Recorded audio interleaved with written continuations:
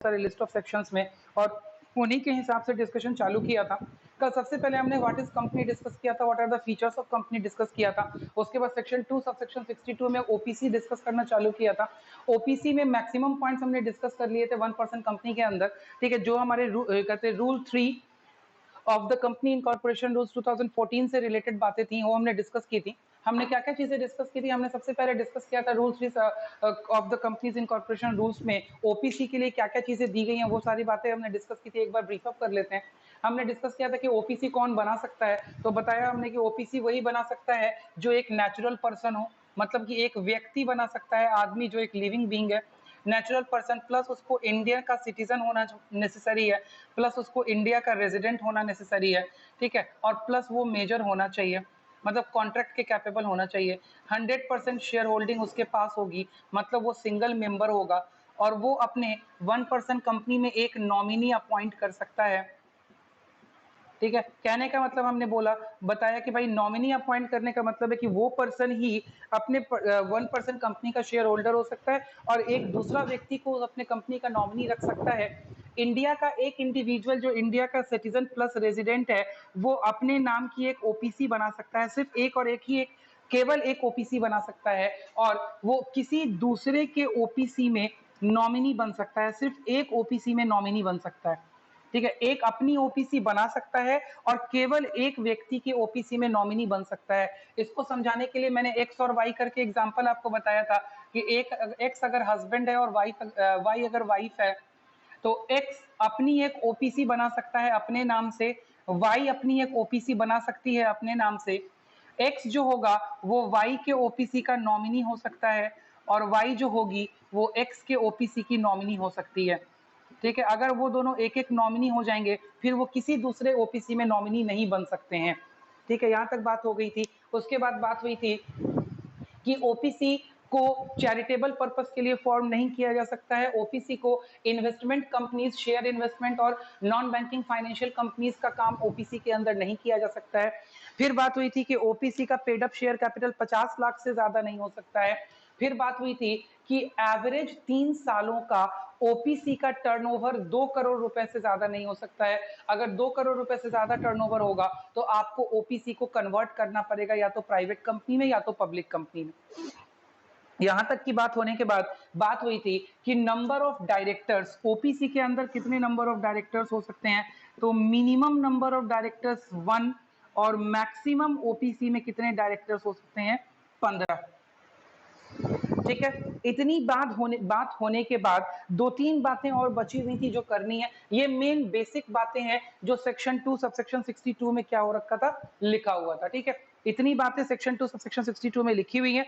इसके अलावा और क्या बातें लिखी हुई हैं, तो 2-3 बातें और लिखी हुई हैं जिसको हम लोग देख लेते हैं। पहली बात लिखी हुई है कि जब 1% कंपनी अपना फाइनेंशियल स्टेटमेंट बनाएगी तो अदर कंपनीज जब फाइनेंशियल स्टेटमेंट बनाती हैं, चाहे वो प्राइवेट लिमिटेड कंपनी हो, चाहे ठीक चाहे वो आपका क्या हो,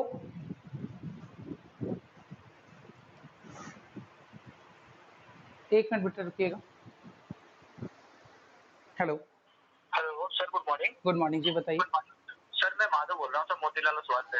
हाँ जी माधव जी बताइए। जी सर, वो सर डॉक्यूमेंट्स आप दे देते भैया भेज देंगे डॉक्यूमेंट्स, अभी हम बिजी हैं भैया, हम भेज देंगे डॉक्यूमेंट आपको। अच्छा अच्छा ठीक ठीक है सर, मैं सोचा आज एक एक करवा दूँ आपका। कोई नहीं, मैं भेज देता हूँ सर आपको डॉक्यूमेंट, मैं डॉक्यूमेंट भेज दूंगा, आप टेंशन मत। Okay sir.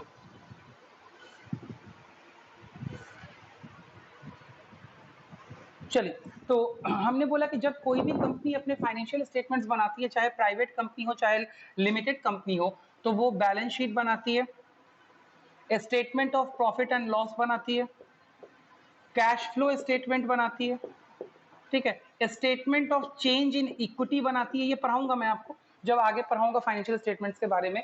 Statement of change in equity बनाती है, ये सारी चीजें इनको बनानी जरूरी है, ठीक है। लेकिन 1% कंपनी को एक रिलैक्सेशन है, 1% कंपनी को कैश फ्लो स्टेटमेंट बनाने की आवश्यकता नहीं होती है। 1% कंपनी को कैश फ्लो स्टेटमेंट बनाने की जरूरत नहीं है, वो बिना कैश फ्लो स्टेटमेंट बनाए हुए भी अपनी बैलेंस शीट प्रेजेंट कर सकते हैं, ठीक है। तो ये फायदा है 1+ कंपनी का, ठीक है। 1% कंपनी का यह फायदा है कि 1% कंपनी को सीएफएस कैश फ्लो स्टेटमेंट नहीं बनाना पड़ता है। सर कैश फ्लो स्टेटमेंट क्या होता है, तो बेटा कैश फ्लो स्टेटमेंट का पूरा चैप्टर ही अपने को पढ़ना है, जब पढ़ना होगा तो हम आपको बताएंगे। जहां एक ऐसा स्टेटमेंट जो इनफ्लो और आउटफ्लो ऑफ कैश को रिकॉर्ड करता है उसको हम लोग कैश फ्लो स्टेटमेंट बोलते हैं, ठीक है। तो 1% कंपनी को कैश फ्लो स्टेटमेंट बनाने की आवश्यकता नहीं है। क्यों आवश्यकता नहीं है, इसका कोई आंसर हम आपको नहीं दे सकते, बस लॉ में लिखा हुआ है कि उनको 1% कंपनी को कैश फ्लो बनाने की जरूरत नहीं है। उसके अलावा कुछ और बातें भी हैं जो शेयर होल्डर्स के मीटिंग से रिलेटेड है। देखो, जब कंपनी में एक से ज्यादा शेयर होल्डर होंगे तो उनको मीटिंग्स वगैरह करनी पड़ती हैं, ठीक है। लेकिन अगर हमारे पास में शेयर होल्डर है ही नहीं, जब एक ही शेयर होल्डर हमारे पास में है, जो पर्सन है जिसके नाम की ओपीसी है वही अकेला शेयर होल्डर है, तो फिर तो उसको कोई मीटिंग कराने की जरूरत ही नहीं पड़ेगी, कोई एनुअल जनरल मीटिंग की जरूरत नहीं पड़ती है, कोई शेयर होल्डर्स की मीटिंग की जरूरत नहीं पड़ती है, कोई नोटिस नहीं निकालना पड़ता है, कुछ भी नहीं करना पड़ता है, बिकॉज हमारे पास में लोग कितने होते हैं, हमारे पास में एक ही शेयर होल्डर होता है, इसलिए हम लोगों को कोई मीटिंग वगैरह नहीं करनी पड़ती है। तो मीटिंग के जितने भी प्रोविजंस हैं जो प्राइवेट लिमिटेड या लिमिटेड कंपनी के ऊपर लगते हैं, उन प्रोविजंस से आपकी 1% कंपनी बच जाती है, वो प्रोविजंस 1% कंपनी को नहीं लगाने पड़ते, ठीक है। होप सो इतनी बात आपको समझ में आ गई होगी। तो यही 2 पॉइंट बचा हुआ था, एक कि अगर 1% कंपनी है तो उसको कैश फ्लो स्टेटमेंट नहीं बनाना पड़ेगा, और दूसरी बात ये कि अगर 1% कंपनी है तो उसको मीटिंग के प्रोविजंस नहीं हैंडल करने पड़ेंगे, ठीक है, बिकॉज उसके पास में शेयर होल्डर्स एक ही होता है, एक से ज्यादा शेयर होल्डर होता नहीं है, ठीक है। मेरे ख्याल से यहां तक आपको बात समझ में आ गई होगी। अब हम लोग आगे बढ़ते हैं, सेक्शन 2 सबसेक्शन 68 डिस्कस करते हैं, फिर सेक्शन 2 सबसेक्शन 71 डिस्कस करेंगे, ठीक है। सेक्शन 2 सबसेक्शन 68, ये जो अभी डिस्कस कर रहे थे ओपीसी, ये था सेक्शन 2 सबसेक्शन 62, ठीक है। आइए अगला सेक्शन डिस्कस करते हैं, सेक्शन 2 सबसेक्शन 68।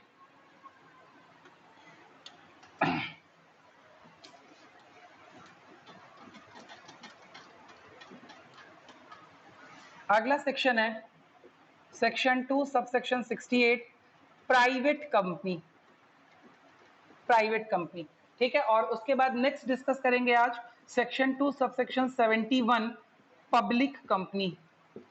यही 3 तरह की कंपनी इंडिया में फॉर्म की जा सकती है, चलाई जा सकती है, या तो ओपीसी, या तो पब्लिक कंपनी, या तो प्राइवेट कंपनी, ठीक है। आइए अब प्राइवेट कंपनी का डिस्कशन करते हैं। प्राइवेट कंपनी का बेयर एक्ट में, ठीक है, बेयर एक्ट का मतलब होता है जो कानून है, जो लॉ है, इंडियन कंपनीज एक्ट का जो बेयर एक्ट है, उसमें सेक्शन 2 सबसेक्शन 68 में क्या डिफाइन किया गया है प्राइवेट कंपनी का। कल मैंने आपको ऐसे भी बता दिया है कि सेक्शन 2 के अंदर सिर्फ डेफिनेशंस हैं और हर क्लॉज में अलग अलग डेफिनेशन है, 68 में कुछ है, 71 में कुछ है, 22 में कुछ है, 21 में कुछ है, 62 में कुछ है, सब अलग अलग डेफिनेशंस हैं, ठीक है। तो अब हम लोग प्राइवेट कंपनी का डेफिनेशन डिस्कस करें। बोलता है प्राइवेट कंपनी का definition, a private company is one which has a minimum paid up share capital as may be prescribed, restricts the right to transfer its shares if any। Law क्या बोलता है, law बोलता है कि private company के पास first point restriction है to transfer of shares, मतलब private company अपने शेयर्स लोगों को ट्रांसफर नहीं कर सकती है। आप लोग ये चीज पढ़ के आए हैं क्लास 11th में, फिर भी एक ब्रीफली मैं आपको डिस्कस कर दूं। मतलब क्या कि प्राइवेट कंपनी के शेयर्स प्रमोटर्स के पास होते हैं, ये शेयर्स मार्केट में बेचे नहीं जा सकते हैं। क्या बोला हमने, मार्केट में बेचे नहीं जा सकते हैं और इससे पैसा नहीं उठाया जा सकता है, रिस्ट्रिक्ट है, ये चीज नहीं हो सकती है, इट्स नॉट अलाउड, ठीक है। प्राइवेट कंपनी के शेयर्स मार्केट में बेचने रिस्ट्रिक्ट हैं, ये लॉ में पहला कंडीशन लिखा है, और लॉ में दूसरा कंडीशन लिखा है प्राइवेट कंपनी के बोलता है प्राइवेट कंपनी के लिए लॉ में दूसरा कंडीशन लिखा है, limits the number of its members, ठीक है, limits the number of its members, members का मतलब होता है शेयर होल्डर्स। बोलता है कि इसमें मैक्सिमम कितने शेयर होल्डर हो सकते हैं, तो 200। अब आप बोलेंगे सर शेयर्स बेचे नहीं जा सकते हैं, तो फिर शेयर होल्डर कैसे होंगे? हमने बोला कि बेटा शेयर्स इसमें बेचे नहीं जा सकते हैं, शेयर्स प्राइवेटली प्लेस किए जा सकते हैं। मार्केट के अंदर शेयर को बेचना अलाउड नहीं है, लेकिन लोगों को शेयर्स प्राइवेटली पैसा लेके प्लेस किया जा सकता है, दिया जा सकता है। मतलब इसको इस कंपनी में हम मार्केट से पैसा नहीं उठा सकते, शेयर्स को स्टॉक एक्सचेंज पे नहीं बेच सकते हैं, ठीक है। ऐसे प्राइवेट प्लेसमेंट करके हम नंबर ऑफ शेयर होल्डर्स कितने कर सकते हैं? 200 लोगों से ज्यादा प्राइवेट कंपनी में मेंबर्स नहीं हो सकते। मेंबर की संख्या कितनी है? 200। मैक्सिमम मेंबर्स की संख्या कितनी है? 200। बोलता है limits the number of its members excluding its past or present employee members to 200। ठीक है, बोलता है हमारे पास 200 लोगों की संख्या हो सकती है, इससे ज्यादा की संख्या नहीं हो सकती है। इसमें भी एक रिस्ट्रिक्शन लगाता है। क्या लगाता है? लॉ क्या कहता है? एक्सक्लूडिंग इट्स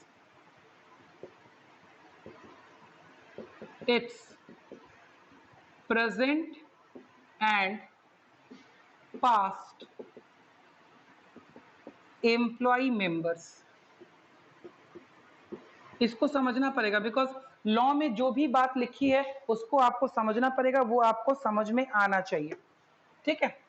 बोलता है जैसे फॉर एग्जांपल एक प्राइवेट कंपनी है एक्स प्राइवेट लिमिटेड, बोलता है एक्स प्राइवेट लिमिटेड 200 लोगों को शेयर्स दे सकती है, 200 शेयर होल्डर्स हो सकते हैं मैक्सिमम 200 शेयर होल्डर्स हो सकते हैं। लेकिन जब आप ये 200 का नंबर काउंट कर रहे होंगे, ठीक है, नंबर तो काउंट करना पड़ेगा ना, पता चले कहीं हम 200 से ज्यादा लोगों को ना शेयर्स दे दें। तो जब आप ये 200 लोगों का नंबर काउंट कर रहे होंगे तो इसमें एम्प्लॉइज को काउंट मत कीजिएगा। एम्प्लॉइज, अब आप बोलेंगे सर एम्प्लॉय क्या कंपनी का शेयर ले सकता है? तो हाँ भाई ले सकता है, कहीं नहीं ले सकता। आप एम्प्लॉइज को प्राइवेटली शेयर्स दे सकते हैं, उससे पैसा ले सकते हैं।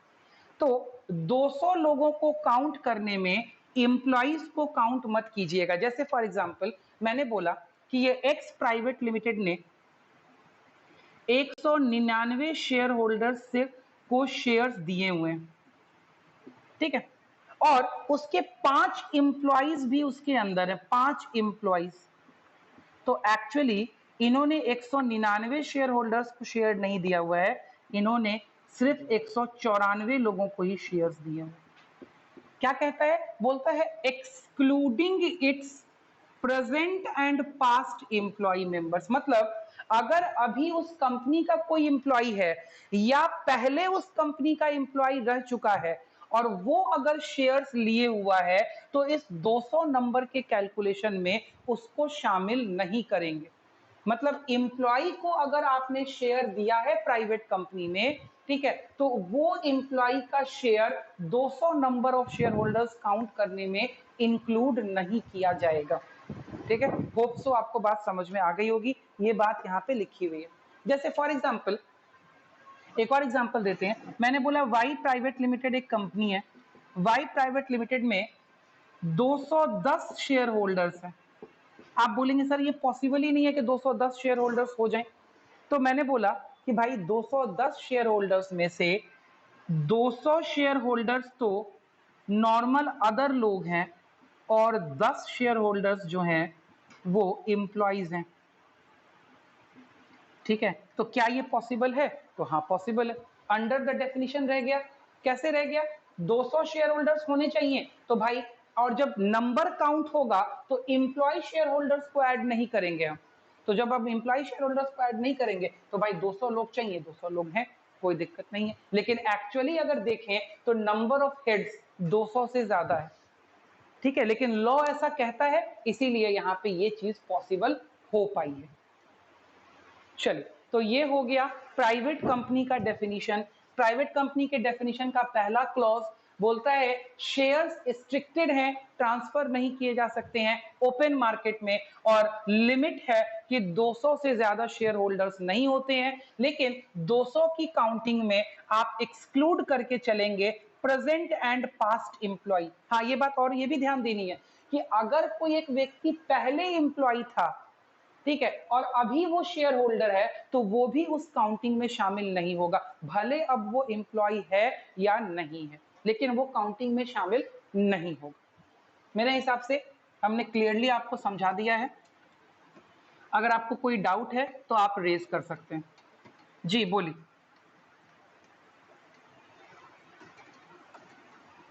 नहीं, तब तो काउंट होगा, ठीक है। अगर पहले से वो कोई शेयर उसके पास में नहीं होगा और वो बाद में अगर शेयर लेने आएगा तो वो तो ऑर्डिनरी पर्सन है, ठीक है, तो तब तो वो काउंट हो जाएगा। लेकिन जब उसने शेयर लिया होगा तब वो एम्प्लॉय होना चाहिए ना, तभी तो पास्ट एम्प्लॉय कहलाएगा ना, तभी तो ये डेफिनेशन में पास्ट लग जाएगा कि जिस टाइम उसने शेयर लिया उस टाइम वो एम्प्लॉय था, भले अभी उसने छोड़ भी दिया है तभी भी वो 200 की गिनती में नहीं आएगा। लेकिन अगर कोई एम्प्लॉय पहले एम्प्लॉय था, उस टाइम उसने शेयर नहीं लिया और आज वो शेयर लेने के लिए आ रहा है, तो that employ will not be considered as a past employ, वो पास्ट एम्प्लॉय में कंसिडर नहीं होगा, बिकॉज तब उसने शेयर्स नहीं लिए थे। आज वो एक नॉर्मल बंदे की तरह एक नॉर्मल बंदा ट्रीट किया जाएगा, ठीक है। चलो आई, तो सेक्शन 2 सबसेक्शन 68 अपना क्लियर हो गया, प्राइवेट कंपनी। इसमें एक और बात, दो और बात है, वो बात हम लोग देख लेते हैं। यहां अब नंबर ऑफ डायरेक्टर्स के बारे में बात होगी, तो नंबर ऑफ डायरेक्टर्स के बारे में बात लिख देते हैं, ठीक है। एक बात और कहता है, prohibit any invitation to public to subscribe for the securities. Obviously जब ये शेयर ट्रांसफर नहीं कर सकता है तो किसी भी पब्लिक को प्रोहिबिट है, प्रोहिबिट मतलब मना है, मनाही है कि आप शेयर को सब्सक्राइब करने के लिए नहीं बोल सकते, मतलब पब्लिक को शेयर खरीदने का ऑफर नहीं दे सकते। ऑब्वियसली अंडरस्टूड बात है, ठीक है। आगे बोलता है, प्राइवेट कंपनी में दो चीजें और होनी चाहिए। पहला, must have at least 2 directors, at least 2 directors and maximum 15। कम से कम 2 डायरेक्टर्स होने चाहिए और मैक्सिमम 15 डायरेक्टर्स होने चाहिए, पहली बात। एंड नेम शुड कंटेन, नाम में होना चाहिए प्राइवेट लिमिटेड सफिक्स्ड टू इट। नाम के बाद में क्या लगा होना चाहिए? Private limited. जैसे मेरी कंपनी में the basics classes private limited, ठीक है। अगर आप प्राइवेट लिमिटेड नहीं लगाएंगे, ठीक है, तो आपको कभी भी कंसीडर नहीं किया जाएगा कि वो आपकी प्राइवेट लिमिटेड कंपनी है। उससे ऊपर बोलता है एटलीस्ट 2 डायरेक्टर्स, मैनेजमेंट के लिए कम से कम 2 डायरेक्टर्स होने चाहिए और मैक्सिमम लिमिट 15 है, ठीक है। और एक क्वेश्चन और, who can be directors, directors कौन हो सकते हैं? तो इसका जवाब, promoters can be directors. Promoters जिन्होंने कंपनी को चालू किया है वो डायरेक्टर हो सकते हैं, और any other person as appointed by shareholders, या कोई दूसरा पर्सन जो शेयर होल्डर अपॉइंट कर दे वो डायरेक्टर बन सकता है। लेकिन मिनिमम 2 तो व्यक्ति चाहिए ही चाहिए, और मैक्सिमम कितने लोग होने चाहिए? एक प्राइवेट लिमिटेड कंपनी में 15 डायरेक्टर से ज्यादा डायरेक्टर नहीं हो सकते, ठीक है। अगर 16वां बना दिया जाए, बना ही नहीं जा सकता है, ठीक है। 16वां खड़ा कर दिया जाए, खड़ा ही नहीं किया जा सकता है। Ministry of Corporate Affairs allow ही नहीं करेगी, ठीक है। आई, यहां पे आपका सेक्शन 2 सब सेक्शन 68 का डेफिनेशन खत्म हो जाता है। क्या हुआ?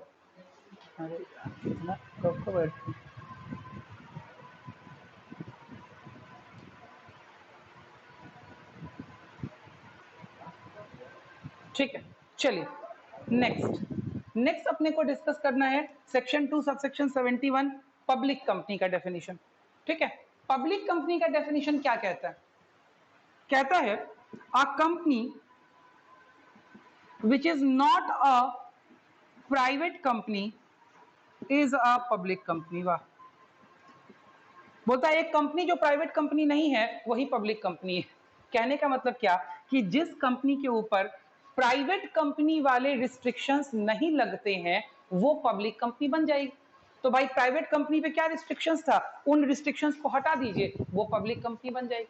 मतलब पब्लिक कंपनी में शेयर्स ट्रांसफर किए जा सकते हैं, पहली बात। पब्लिक कंपनी में maximum number of share holders की कोई 200 की लिमिट नहीं होती है। Maximum number of share holders can be any number of share holders, ठीक है, उसको हम पब्लिक कंपनी बोलते हैं। और तीसरा, ये पब्लिक के पास अपने शेयर्स को खरीदने का ऑफर मार्केट में डाल सकती है। यही तीन चीजें प्राइवेट कंपनी के लिए रिस्ट्रिक्ट थी। इन तीनों रिस्ट्रिक्शंस को हटा के लिख दीजिए, वही कंपनी बन जाएगी आपकी क्या, वो कंपनी आपकी बन जाएगी पब्लिक कंपनी। ठीक है, तो a public company is a company जहां पे there is no restriction on the transfer of shares, there is no restriction on the maximum number of shareholders and the members, and there is no restrictions, there is no prohibition for the subscription of shares from the public. That company is called a public company. उस company को हम लोग बेटा क्या बोलते हैं, public company बोलते हैं। और साधारण भाषा में हम लोग क्या बोलते हैं, एक ऐसी कंपनी जिसको अपने शेयर्स को पब्लिक में बेच के पैसा इकट्ठा करना अलाउड है, उस कंपनी को हम पब्लिक कंपनी कहते हैं। आइए, तो अब आगे बात होती है कि पब्लिक कंपनी में कितने मेंबर्स एटलीस्ट होने चाहिए। ठीक है, तो एटलीस्ट कम से कम at least number of shareholders 7। मतलब जब पब्लिक कंपनी स्टार्ट हो रही है तो कम से कम उसके कितने मेंबर्स होने चाहिए, 7 मेंबर्स होने चाहिए। कितने डायरेक्टर्स होने चाहिए, number of directors public company में मिनिमम, जो रिक्वायरमेंट प्राइवेट कंपनी में 2 डायरेक्टर्स का था वो रिक्वायरमेंट पब्लिक कंपनी में 5 डायरेक्टर्स का होता है। ठीक है, मिनिमम 5 डायरेक्टर्स होने चाहिए और मैक्सिमम 15 डायरेक्टर्स होने चाहिए। ठीक है, किसी किसी किताब में मिनिमम नंबर ऑफ डायरेक्टर्स 3 भी लिखा हुआ है, 3। ठीक है, किसी किसी किताब में मिनिमम नंबर ऑफ डायरेक्टर्स 3 भी लिखा हुआ है। ठीक है, ये चीज अमेंड हो गई है, इसका अमेंडमेंट आ गया है। तो अगर आपकी बुक में 3 लिखा हुआ है तो आप कंफ्यूज नहीं होंगे। ठीक है, मिनिमम नंबर ऑफ डायरेक्टर्स 5 चाहिए और मैक्सिमम नंबर ऑफ डायरेक्टर्स कितने चाहिए, मैक्सिमम नंबर सब में वही है 15। ठीक है, मैक्सिमम नंबर सब में 15 है, चाहे वो 1 पर्सन कंपनी हो, चाहे प्राइवेट कंपनी हो, चाहे पब्लिक कंपनी हो, मैक्सिमम नंबर ऑफ पर्सन कितने होते हैं हमारे पास में, 15 डायरेक्टर्स चाहिए होते। ठीक है, तो ये था हम लोगों का पब्लिक कंपनी, प्राइवेट कंपनी और 1% जो कल डिस्कस किया था उसका डेफिनेशन। ये 3 तरह की कंपनीज इंडिया में बनाई जा सकती हैं। कंपनीज एक्ट 2013 के अंतर्गत इन 3 तरह की कंपनीज को बनाना अलाउड है। और इनके रूल्स कहां लिखे हुए हैं, रूल्स लिखे हुए हैं कंपनी इनकॉर्पोरेशन रूल्स 2014 के अंदर। ठीक है, कि 1% कंपनी कैसे बनेगी, प्राइवेट कंपनी कैसे बनेगी और पब्लिक कंपनी कैसे बनेगी, इसका रूल लिखा हुआ है हमारा कहां, इसका रूल हमारा लिखा हुआ है कंपनी इनकॉर्पोरेशन रूल्स 2014 के अंदर। आइए, तो इस तरीके से आपका कंप्लीट होता है सेक्शन, 3 सेक्शन जिसमें हमने 4 सेक्शन जिसमें हमने कंपनीज का डेफिनेशन, उसके फीचर्स और उसके टाइप्स पढ़ लिए हैं। ठीक है, अब आपकी बुक में एक जगह difference between 1% company, private company और पब्लिक कंपनी लिखा हुआ है, उसको आप इंपॉर्टेंट टिक कीजिए। ठीक है, आप इसको इंपॉर्टेंट टिक कीजिए, बिल्कुल ये बहुत बहुत बहुत इंपॉर्टेंट है। ठीक है, और आप इस पॉइंट को एक बार अपने पास में पढ़ लीजिएगा, बिकॉज तीनों डेफिनेशन मैंने पढ़ा लिया, तो इसी डेफिनेशन के बेसिस पे आपके डिफरेंसेस भी हैं। आप एक बार डिफरेंसेस चेक कर सकते हैं कि क्या है डिफरेंसेस। आइए, इसके बाद इनकॉर्पोरेशन का प्रोसीजर है। ठीक है, what is the procedure for the incorporation of a company. एक कंपनी के इनकॉर्पोरेशन का प्रोसीजर अभी हम डिस्कस कर देते हैं और उसके बाद हम लोग ऐसे इनकॉर्पोरेशन का प्रोसीजर आप लोग पढ़े हुए होंगे पहले भी, अगर नहीं पढ़े हुए हैं आप इनकॉर्पोरेशन का प्रोसीजर, ठीक है, तो हम डिस्कस कर देते हैं। वो पीछे से उठा, ठीक, पीछे से उठा, हाँ उसको पीछे उठाओ, उठाओ पूरा। हाँ देखते हैं क्या बोल रहे हैं,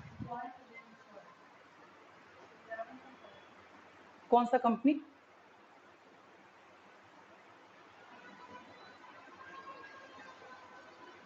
पीपीपी कंपनी। पीपीपी कंपनी कोई नेचर ऑफ कंपनी ही नहीं होता है, किसने बता दिया बेटा आपको? Public private partnership is not a company. ठीक है, इंडिया में सिर्फ 3 तरह की कंपनी ही अलाउड है। पब्लिक प्राइवेट पार्टनरशिप क्या होता है बेटा, वो अलग चीज होती है, आइए आपको समझा दें, आप कंफ्यूजन में हैं। PPP is not a type of company Babu, PPP company नहीं है। पीपीपी तो कोई भी कर सकता है। पब्लिक प्राइवेट पार्टनरशिप, आइए, पब्लिक मतलब हो गया गवर्नमेंट की बात हो रही है, प्राइवेट मतलब नॉर्मल पब्लिक की बात, नॉर्मल पब्लिक की बात हो रही है, नॉर्मल, ठीक है, जनता की बात हो रही है, और पार्टनरशिप मतलब जुड़ने की बात हो रही है। बोलता है एक पब्लिक कंपनी है, मान लिया ओएनजीसी, मान लिया एक प्राइवेट कोई नॉर्मल बिजनेसमैन है, ठीक है, मान लिया कि उसकी एक कंस्ट्रक्शन कंपनी है, मान लिया पराग कंस्ट्रक्शंस, कुछ भी कर लीजिए, कोई भी नाम ले लीजिए, हमने एक ऐसे ही नाम ले लिया, ठीक है। जब ओएनजीसी किसी काम के लिए पराग कंस्ट्रक्शंस के साथ जुड़ करके एक काम करती है तो इसी को पीपीपी बोलते हैं, this is private public partnership. ठीक है, तो यहाँ पे कोई नया कंस्ट्रक्शन थोड़ी बनता है, नो कोई नया एंटिटी थोड़ी बनता है, there is a contract between these two companies, इन दोनों कंपनीज के बीच में कॉन्ट्रैक्ट होता है, ये दोनों कंपनीज मिल के काम करेंगी और उस काम को कंप्लीट कर देंगे, this is PPP, public private partnership. ठीक है, ऐसा ही होता है ज्वाइंट वेंचर, जेवी।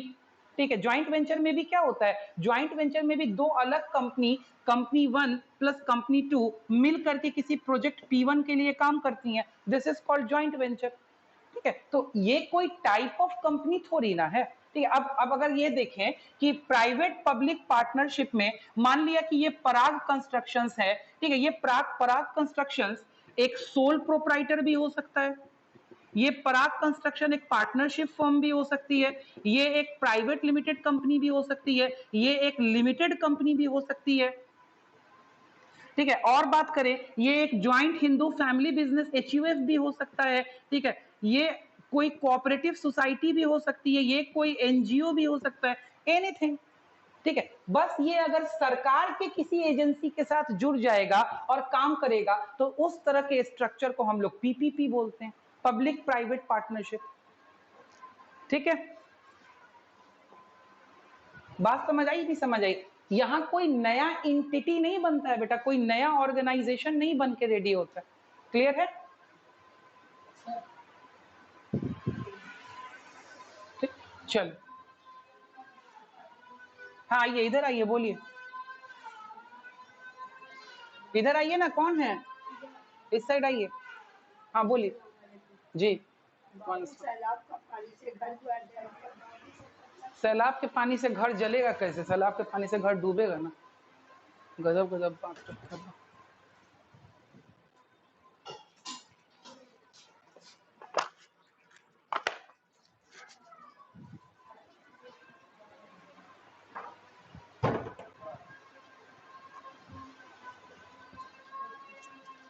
जी लिया जाए, ठीक है, जितना हम दे सकते थे दिया हमने। आइए, तो जैसे पीपीपी होता है वैसे ही जेवी भी होता है, ज्वाइंट वेंचर भी होता है। ठीक है, ज्वाइंट वेंचर किसी प्रोजेक्ट के लिए जब दो कंपनीज जुड़ती हैं तो उनको ज्वाइंट वेंचर बोलते हैं, तो उसमें कोई नई कंपनी नहीं बनती है बेटा, वो दोनों कंपनी का एग्जिस्टेंस अलग अलग होता है। चलो आगे बढ़ते हैं।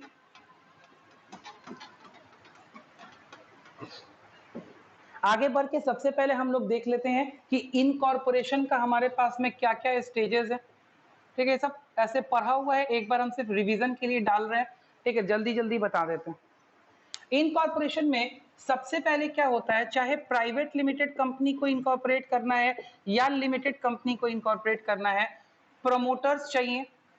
प्रमोटर्स वो लोग होते हैं जो मिनिस्ट्री ऑफ कॉर्पोरेट अफेयर्स के पास एप्लीकेशन फाइल करते हैं कि भैया हमें कंपनी बनानी है, एक रिक्वायर्ड फॉर्मेट होता है, उस रिक्वायर्ड फॉर्मेट में ठीक है ये लोग मिनिस्ट्री के पास एप्लीकेशन फाइल करते हैं कि भैया हमें कंपनी बनानी है। प्रमोटर्स कितने होंगे? तो अगर प्राइवेट लिमिटेड कंपनी बनानी है तो 2 प्रमोटर्स होने चाहिए, अगर पब्लिक लिमिटेड बनानी है तो 7 लोग होने चाहिए, 7। ठीक है, इतने लोग मिलके क्या करेंगे? अगर प्राइवेट कंपनी बनानी है तो मिनिमम 2 लोग होने चाहिए, पब्लिक कंपनी बनानी है तो मतलब कि लिमिटेड कंपनी बनानी है तो मिनिमम कितने लोग होने चाहिए? 7 लोग। MCA ministry of Corporate affairs के पास में एप्लीकेशन फाइल करेंगे और एप्लीकेशन फाइल करने के बाद में इसमें बहुत सारी बातें वो लोग लिख करके भेजेंगे कि भाई हमारा शेयर कैपिटल क्या होगा, ठीक है, हम किस काम के लिए, हमारा ऑब्जेक्टिव क्या होगा कंपनी का, ठीक है, और भी बहुत सारी बातें इसके अंदर होती हैं। जो 2 डॉक्यूमेंट्स बनाते हैं, एक डॉक्यूमेंट बनता है मेमोरेंडम ऑफ एसोसिएशन, दूसरा डॉक्यूमेंट बनता है आर्टिकल ऑफ एसोसिएशन। ये सारे डॉक्यूमेंट्स बना करके सब कुछ करके एक प्रॉपर एप्लीकेशन फीस के साथ में मिनिस्ट्री ऑफ कॉर्पोरेट अफेयर्स के पास में जमा किया जाता है और हम एप्लीकेशन लगाते हैं। जब हम एप्लीकेशन लगा देते हैं तो मिनिस्ट्री हमारे एप्लीकेशन को चेक करती है, सारे डॉक्यूमेंट्स को वेरीफाई करती है और सारे डॉक्यूमेंट्स को वेरीफाई करके जब मिनिस्ट्री को सारी चीजें ओके लगती हैं तो मिनिस्ट्री हमें क्या इशू करती है? मिनिस्ट्री इशू करती है certificate of incorporation. Certificate of incorporation जिसको हम लोग नॉर्मली सीओआई बोलते हैं, सीओआई। ठीक है, सर्टिफिकेट ऑफ इनकॉर्पोरेशन जिसको कि बर्थ सर्टिफिकेट ऑफ कंपनी भी बोला जाता है। ठीक है, birth certificate of company. Birth certificate of company का मतलब हो गया कि ये डॉक्यूमेंट ही दर्शाता है कि इंडिया में कंपनी का जन्म हुआ है। ठीक है, जब तक आपके पास में सर्टिफिकेट ऑफ इनकॉर्पोरेशन नहीं होगा, क्या इंडिया में किसी कंपनी का जन्म माना जा सकता है? नहीं माना जा सकता है। ठीक है, this is the documentary evidence कि इंडिया में कंपनी क्या हुई है, इंडिया में कंपनी इनकॉर्पोरेट हुई है। चलिए, जैसे ही सर्टिफिकेट ऑफ इनकॉर्पोरेशन मिल जाता है वैसे ही सर्टिफिकेट ऑफ इनकॉर्पोरेशन मिलने के साथ ही प्राइवेट लिमिटेड कंपनी का काम चालू हो सकता है। प्राइवेट लिमिटेड कंपनी को अब किसी और चीज की रिक्वायरमेंट नहीं है, लेकिन पब्लिक लिमिटेड कंपनी, मतलब जो पब्लिक लिमिटेड कंपनी होती है उसको, ओपीसी को भी और किसी चीज की जरूरत नहीं है। ओपीसी, प्राइवेट लिमिटेड कंपनी और 1 person company certificate of incorporation मिलते ही अपना काम चालू कर सकती है, बैंक अकाउंट खोलवा सकती है, कॉन्ट्रैक्ट कर सकती है, ठीक है, बिजनेस अपना स्टार्ट कर सकती है। लेकिन पब्लिक लिमिटेड कंपनी को सर्टिफिकेट ऑफ इनकॉर्पोरेशन के साथ एक और सर्टिफिकेट चाहिए, ठीक है, जिसको हम लोग बोलते हैं सर्टिफिकेट ऑफ कमेंसमेंट। ठीक है, और ये सर्टिफिकेट ऑफ कमेंसमेंट इसको तब मिलेगा जब ये अपने शेयर्स इशू कर देगी। ठीक है, पब्लिक लिमिटेड कंपनी जब अपने शेयर्स मार्केट में इशू करेगी तब उसको सर्टिफिकेट ऑफ कमेंसमेंट मिलेगा और तभी ये कंपनी अपना बिजनेस शुरू कर सकती है। प्राइवेट कंपनी और 1 पर्सन कंपनी को कोई दिक्कत नहीं है, जैसे ही इसका सर्टिफिकेट ऑफ इनकॉर्पोरेशन आया ये काम अपना चालू कर सकती है। लेकिन पब्लिक लिमिटेड कंपनी को एक और सर्टिफिकेट के लिए वेट करना पड़ेगा जिसको हम लोग बोलते हैं सर्टिफिकेट ऑफ कमेंसमेंट। ठीक है, तो क्या होता है सर्टिफिकेट ऑफ कमेंसमेंट? आइए हम लोग देख लेते हैं। A company can not commence its business और exercise borrowing power unless a declaration is filed by a director with the ROC to affect that every subscriber to memorandum has paid the value of shares. बोलता है कि भाई public limited company को एक declaration देना पड़ेगा। कहां देना पड़ेगा? मिनिस्ट्री ऑफ कॉर्पोरेट अफेयर्स का जो ऑफिस है, रजिस्ट्रार ऑफ कंपनीज, उसको डिक्लेरेशन देना पड़ेगा कि मेरे जितने सब्सक्राइबर्स थे, मतलब मेरे जितने शेयर होल्डर्स थे, उनको हमने शेयर्स इशू कर दिया है और उन्होंने शेयर्स पे पैसा चुका दिया है। ठीक है, जब ये डिक्लेरेशन फाइल होता है तो सर्टिफिकेट ऑफ कमेंसमेंट मिलता है। अच्छा ठीक है, तो सेशन ऑफ हो जाएगा तो हम चेंज कर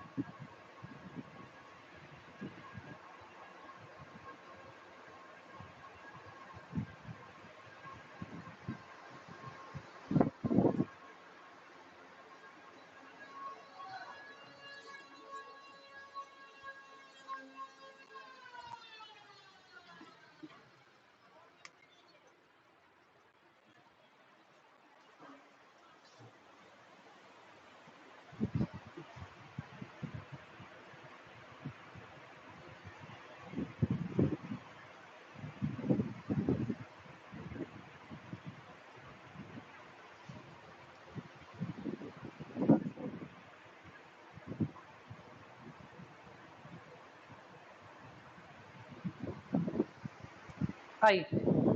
तो हमने बोला कि भाई पब्लिक कंपनी को एक और सर्टिफिकेट की जरूरत है, that is certificate of commencement.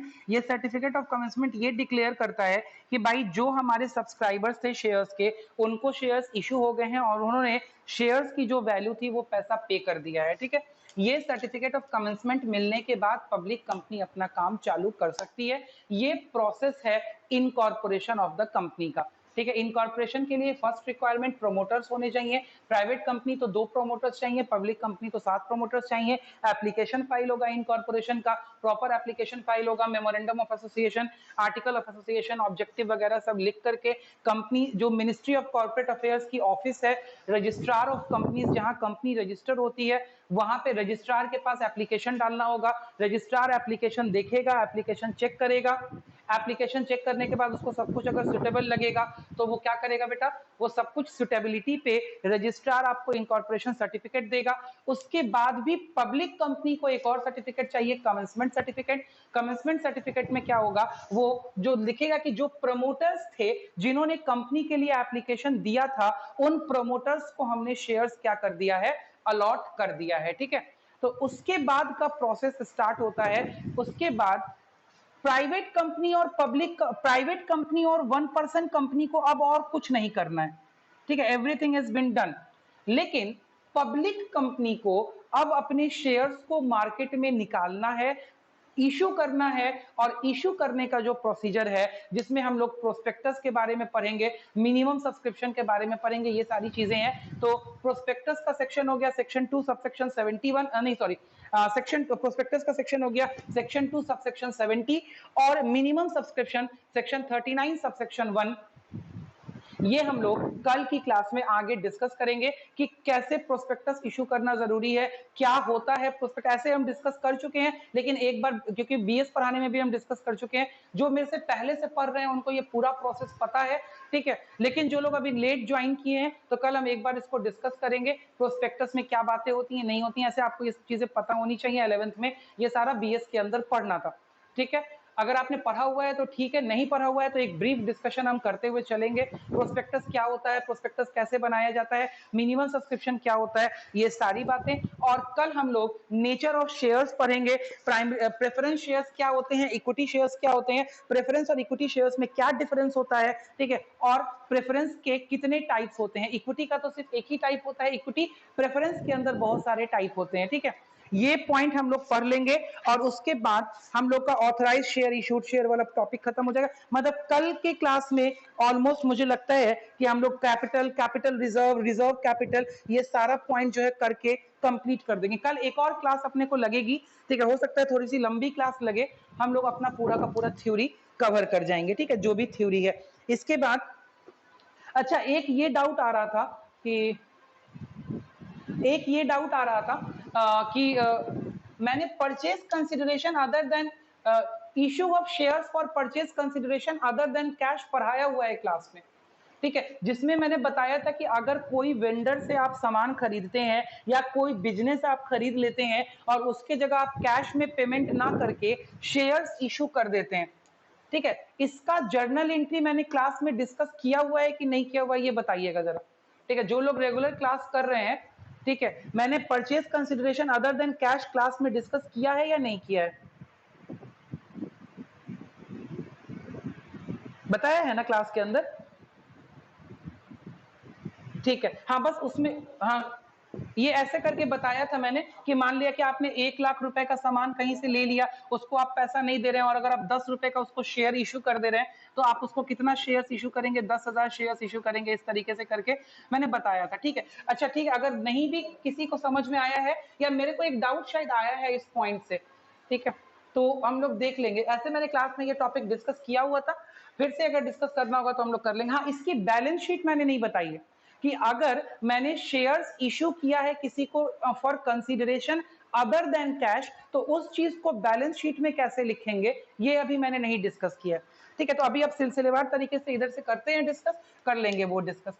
तो कल हम लोग इक्विटी शेयर्स, प्रेफरेंस शेयर्स के टाइप्स, ठीक है, रिजर्व कैपिटल, कैपिटल रिजर्व, इन सबको डिस्कस करेंगे कि ये सारी चीजें क्या होती हैं, और उसके बाद प्रैक्टिकल अपने आप कैरी हो जाएगा, क्योंकि इन सब पॉइंट के डिस्कशन करने के बाद अपना प्रैक्टिकल ही स्टार्ट हो जाता है। तो प्रैक्टिकल तो ऑलरेडी मैंने समझाया ही हुआ है, मैं 1 to 1 करके कनेक्ट कराता जाऊंगा कि देखो ये बता रखा है, ये बता रखा है, ये बता रखा है, आप कनेक्ट होते जाना। चलिए आज के लिए हम लोग इतना ही रखते हैं, नेक्स्ट हम लोग शाम वाली क्लास में मिलेंगे। शाम वाली क्लास में इनकम एम्प्लॉयमेंट वाला चैप्टर आज एंड करेंगे क्वेश्चंस डिस्कस करके, ठीक है। कल तक के सारे बैकलॉग्स मैंने यूट्यूब पे अपलोड कर दिए हैं, जिसको जहां वहां पे देखना है वो देख सकता है, ठीक है। सारे रिकॉर्डेड लेक्चर्स यूट्यूब पे चले गए, ये वाली रिकॉर्डिंग भी अभी थोड़ी देर में चली जाएगी। चलिए।